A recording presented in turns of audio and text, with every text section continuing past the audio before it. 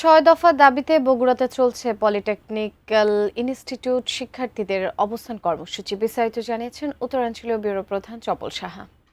Craft হটাও, polytechnic বাঁচাও, এই ছয় দফা দাবিতে গোটা বাংলাদেশে আজ পলিটেকনিক্যাল ইনস্টিটিউটের শিক্ষার্থীরা তারা সমাবেশ করছে, বিক্ষোভ মিছিল করছে, বিক্ষোভ সমাবেশ করছে, এমনকি ঢাকায় মহাসমাবেশ হচ্ছে। এখানে বগুড়ায় আপনারা দেখতে পাচ্ছেন যে এখানে শিক্ষার্থীদের মধ্যে অধিকাংশ শিক্ষার্থী আপনার রাস্তায় বসে পড়েছেন এবং পিছনেও অনেকে দাঁড়িয়ে আছেন। এদের মূল ব্যাপারটা হলো যে ছয় দফা দাবি।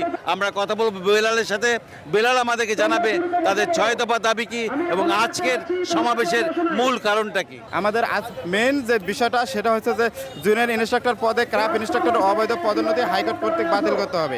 তো জুনিয়র ক্রাফট ইনস্ট্রাক্টররা তারা জুনিয়র ইনস্ট্রাক্টর হতে চায়, এটা তো অসম্ভব বিষয়। যে যাদের পরিচয় হচ্ছে যে ল্যাব সহকারী, যারা ল্যাবে সহযোগিতা করে তারা সরকারি প্রতিষ্ঠানগুলোতে আমাদের শিক্ষা প্রদান করবে, এটা তো আদৌ সম্ভব না যে একজন এসএসসি পাস করা ক্রাফট ইনস্ট্রাক্টর একটা জুনিয়র ইনস্ট্রাক্টর হবে, এটা তো অসম্ভব। কারিগরি শিক্ষাকে ধ্বংস করার জন্য শুধুমাত্র এই শিক্ষাটাই যথেষ্ট, এই সিদ্ধান্তটাই যথেষ্ট।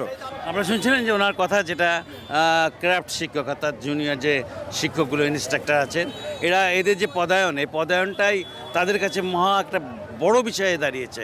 কারণ তাদের অধিকাংশই হলো এসএসসি পাস। মোটামুটি বগুড়া পলিটেকনিক্যাল ইনস্টিটিউট থেকে এই ছিল আমার সর্বশেষ।